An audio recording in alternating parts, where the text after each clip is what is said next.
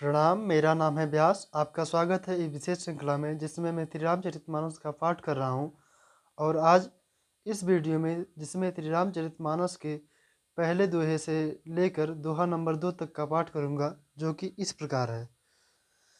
गुरुपद रज मृदु मंजल अंजन, नयन अमिव दृग दोष विभंजन, तेहि कर विमल विवेक विलोचन, बरनहु रामचरित भव मोचन। बंदहु प्रथम महीसुर चरना, मोह जनित संशय सब हरना, सुजन समाज सकल गुण खानी, करहु प्रणाम सप्रेम सुबानी।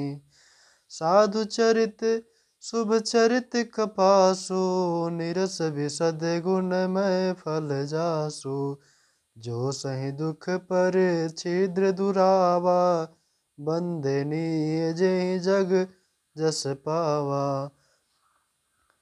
मृदु मंगलमय संत समाजो, जो जग जंगम तीरथ राजो, राम भक्ति जहाँ सुर सरि धारा, सरसई ब्रह्म विचार प्रचारा।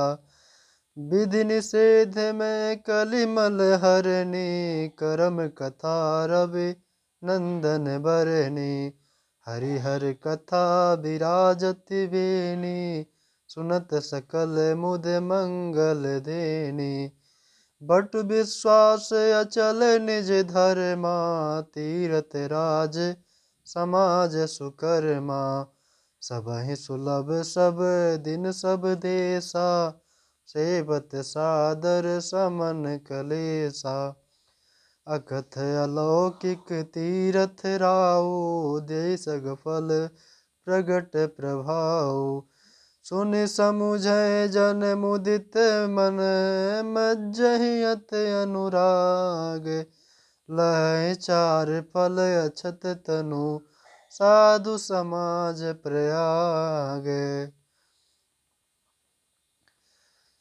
अर्थात श्री गुरु महाराज के चरण रज कोमल और सुंदर नैनामृत अंजन है, जो नेत्रों के दोषों का नाश करने वाले हैं। उस अंजन से विवेक रूपी नेत्रों को निर्मल करके मैं संसार रूपी बंधन से छुड़ाने वाले श्री रामचरित का वर्णन करता हूँ। पहले पृथ्वी के देवता ब्राह्मणों के चरणों की वंदना करता हूँ, जो अज्ञान से उत्पन्न सब संदेहों को हरने वाले हैं। फिर सब गुणों की खान संत समाज को प्रेम सहित सुंदर वाणी से प्रणाम करता हूँ। संतों का चरित कपास के चरित जीवन के समान शुभ है, जिसका फल नीरस विशद और गुणमय होता है।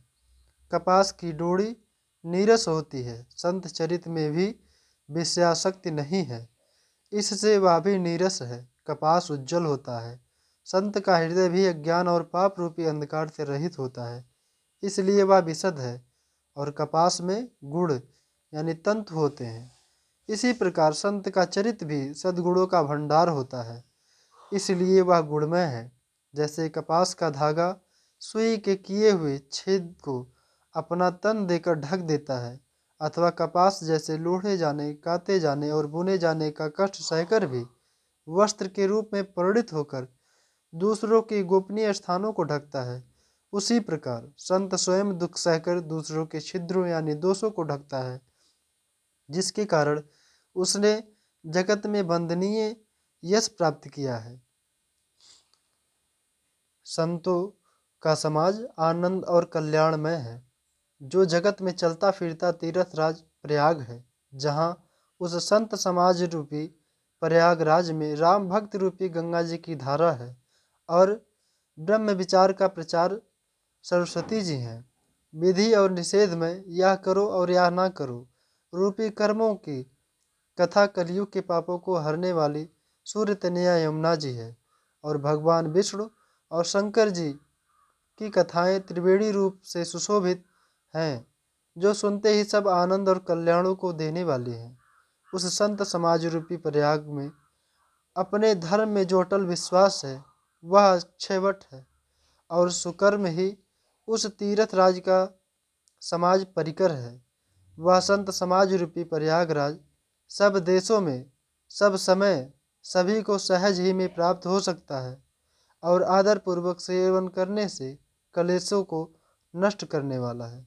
वह तीर्थ राज अलौकिक और अकथनीय है एवं तत्काल फल देने वाला है। उसका प्रभाव प्रत्यक्ष है। जो मनुष्य इस संत समाज रूपी तीर्थ राज का प्रभाव प्रसन्न मन से सुनते और समझते हैं और फिर अत्यंत प्रेम पूर्वक इसमें गोते लगाते हैं, वे इस शरीर के रहते ही धर्म अर्थ काम मोक्ष चारों फल पा जाते हैं। जय सिया राम।